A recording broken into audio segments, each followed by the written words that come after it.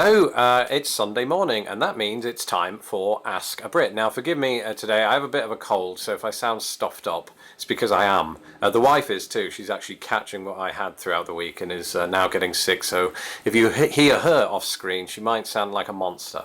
No offence. But thank you for your questions throughout the week. We received lots of them, so possibly it could be that not all of them will be covered here today, but just a reminder that my cat just wiggled his collar and it probably picked up. Just a reminder that if you want to be featured, if you want your question to be featured in next week's Ask a Brit video, then leave a comment, a question underneath this video or any video throughout the week with the hashtag Ask a Brit. So type out pound Ask a Brit. And so without further ado, let me get started. I'm going to take these in the order that they came in. Okay, first question came from Kim in Germany. Thank you, Kim, and hi, by the way, who asks, what is your favourite thing to do or your favourite place to see in London? That's a hard one. I think my favourite thing to do in London is just sort of walk around the streets, the city streets. I remember one time, hi Kat, one time we were doing that and I turned around a corner and all of a sudden 1,000 naked cyclists came cycling toward me, and that's a true story. And favourite place? What's your favourite place, wife? I'd say Tower Bridge, or at least that area around Tower Bridge. Yeah, it's funny you should say Tower Bridge. I was thinking Tower of London. I know it's somewhat of a tourist trap, but there's just sort of this, instantly historic feel to it. You just see the whole building there, and you know some of the horrible things that went down. Zialada63 asks, American breakfast or Brit breakfast? Gosh, that's a hard call. I think it depends on my mood. Obviously, as a Brit, I'm supposed to say a full English breakfast, which is marvellous.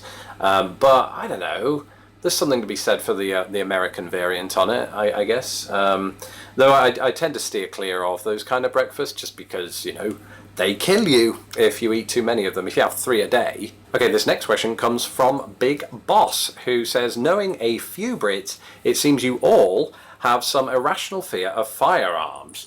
Have you been to a shooting range yet in the US? I've not been to a shooting range yet in the US. I wouldn't say I have a fear of guns. In fact, I think my lack of fear of guns sort of speaks to why I don't own one. I don't feel this sort of need in my life to protect myself in that way. Obviously, guns are somewhat of an issue here, but so is heart disease on a far greater scale. I tend to focus more on my health and protecting my health in the long run. That said, I don't want to get shot, but I just feel that I don't want to spend my every waking day sort of thinking that that's going to happen. People own guns, it seems, for all manner of reasons. It isn't just protection. I understand, as you ask, that people like to go to firing ranges and things like that. Great, okay, but it's not for me. It's just not my thing. Alright, Patrick Smith asks, how would you persuade an American that black pudding is a delicacy? I think I'd have to convince myself first. Joe C0914 raises the concerns that a lot of Americans have about this potential nanny state, surveillance and invasions of privacy and things like that, and asks, how does it compare to the UK? Well, funnily enough, the UK is sort of notable for the amount of CCTV cameras it has everywhere. In fact, I think famously, there's quite a sort of a plethora of CCTV cameras around George Orwell's old house. Ironic, right? So it compares, actually America in that sense compares favourably to the UK, I would say. Jasper Leo asks, do British people find American accents attractive? Well, I obviously do. I married one. Not an accent, I married an actual person, but not for her accent. Just her accent, I mean, partly that. So yeah, they do. And in fact, if you're looking for a Brit in your life, check out my latest article on lostinthepond.com, which is all about how to marry a Brit. Anne-Lynn Childs asks, have you noticed that the US or UK has more crime, like that you've heard on the news? Well, firstly, Anne-Lynn, I will say this. I tend not to get my crime statistics or my crime knowledge from the news, because part of their agenda is to sort of accentuate the problem of crime because it ramps up their viewing figures. So I look at fresh statistics. This is a tough call, really. It depends what crime we're talking about. If we're talking about homicides, they're vastly higher in the United States. Per capita, you're looking at 4 times the rate. But if we're talking about other things, it's been said that violent crimes are higher in the UK than they are in the US. That's somewhat of a misleading statistic, actually, because the way the UK defines violent crimes versus how the US does is different. So the data often taken sort of gives you a bad representation there. But even once you sort of take that into account, there does seem to be a higher level of violent crime on some level in the UK than in the US. Different factors can account for that. So SZQSK8, that's a mouthful. I've obviously interacted with you many a time on YouTube, but I've never sort of pronounced your YouTube name out like that before. You asked, Lawrence, do you know if you have seen more parts of America than most of us Americans? Well, unfortunately, we don't have any stats on that provided by the government. But no, I don't know. I think there are people in the US that have been to all 50 states. My quest to do so is by no means a first. But there are equally people that have not yet left their home state. Tea and Cake asks, which is your favourite pony from My Little Pony? And I mean, hello, it's got to be Twilight Sparkle. Okay, Jace asks, what has the best taste, American candy or European candy? Oh, I'm probably gonna get a lot of heat in the comments. It's got to be European candy, and not just British, by the way. In fact, I would say British is inferior to both Belgian and Swiss chocolate. But yeah, I'm biased. I grew up with, all of the Cadburys and all of that, and the old Cadbury before Kraft did its crafty work and turned it into what it is. That said, I'm rare as a Brit in that I don't believe I hate American chocolate. I actually kind of like Hershey's to some extent. John Kennington asks, is Marmite a real thing? I mean, really? Yes, it is, and it's marvellous. Again, I'll get destroyed in the comments by 50% of the readers, viewers. 50 Beyond asks, before you start hiking the national forests, do you know how to calm an angry raccoon? I don't, although I do remember the Mario 3 game in which you could adopt a raccoon suit as part of the game. Perhaps that would be how you do it. You sort of blend in to the raccoon's sort of inner circle, and then you get them, then you attack. No, I'm a vegetarian, wouldn't do that. How about knowing what's edible in the wild when you run out of trail mix? That's a good idea, although you can never run out of trail mix. An even bigger question, can you build a log house with a pocket knife? Yes, I can. I watched MacGyver in my youth. John Phillips asks, are there any naked photos of you online? I'm not reading the rest of that. Elizabeth Salvatore, or is it Salvatore? Forgive me if I mispronounce that. Asks, of all the differences between Great Britain and America, which difference astounds you the most? Such as, what Americans, we or Great Britons, are allowed or not allowed to do legally? Oh, this is an interesting one that springs to mind, is jaywalking. We don't have a law against that in the UK, so it sort of stands out as odd to me.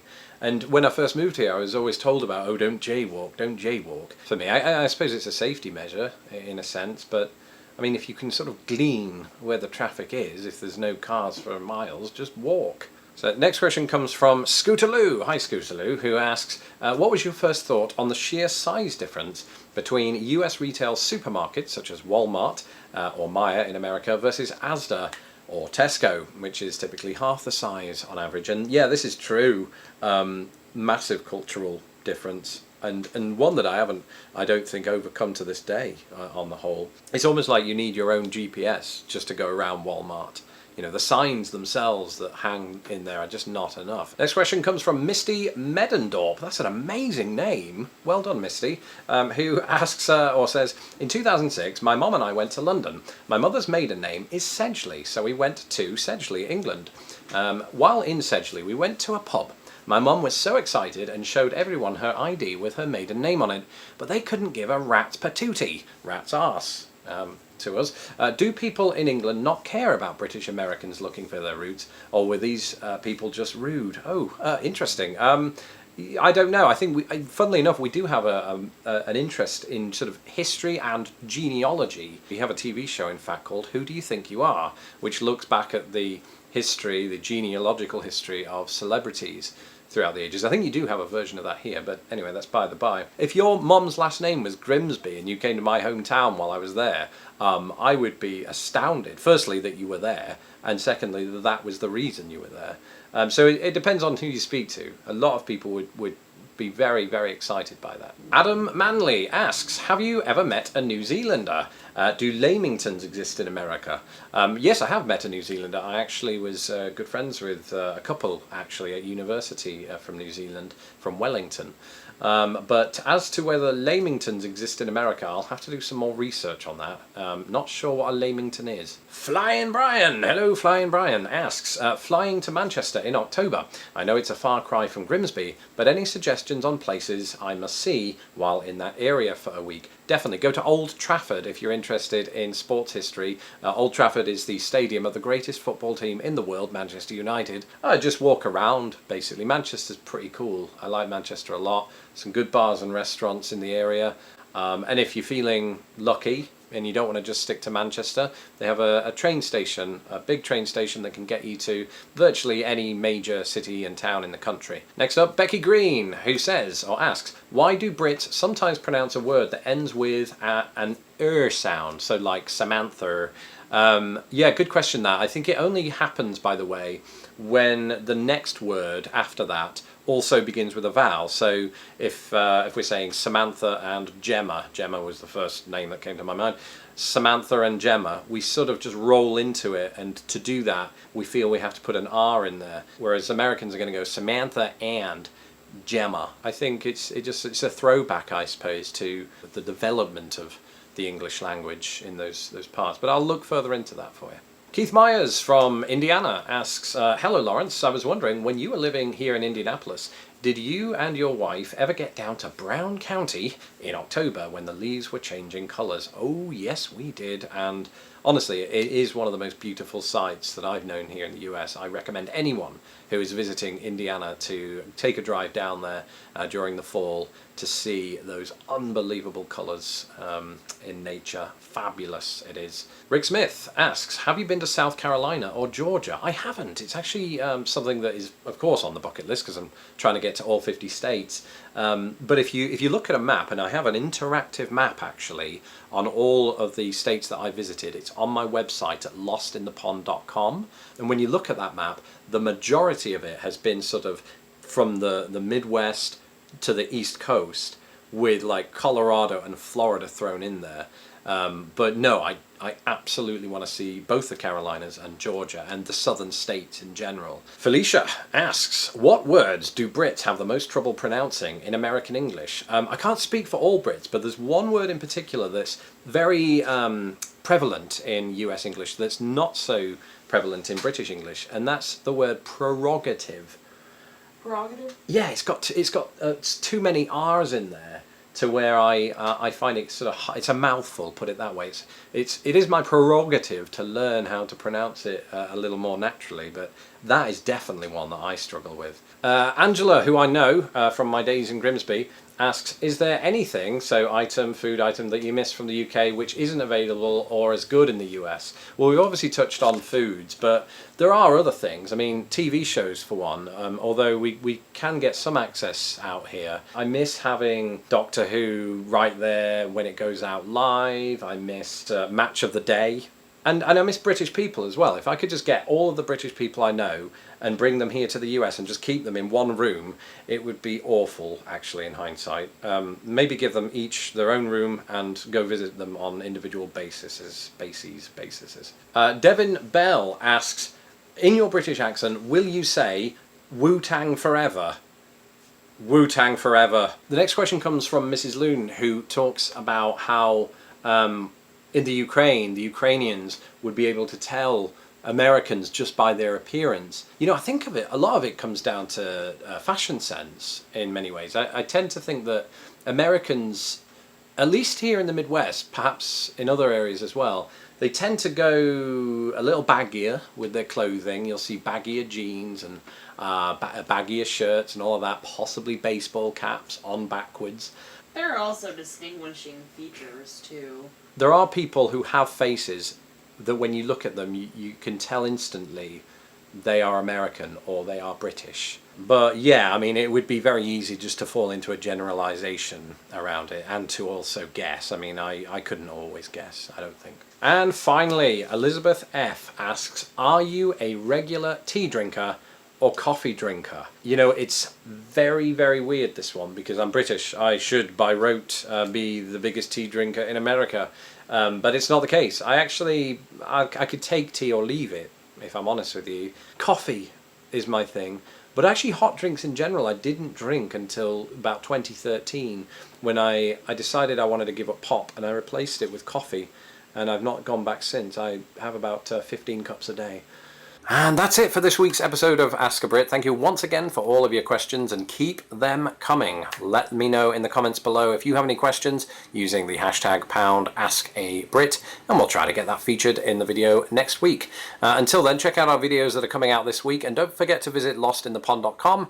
And a quick tip, if you see the hashtag #AskABrit in the comments, you can actually click on that hashtag and it'll take you to all of the Ask a Brit videos in the event that you haven't yet seen some of the others going back. Until next time, cheerio.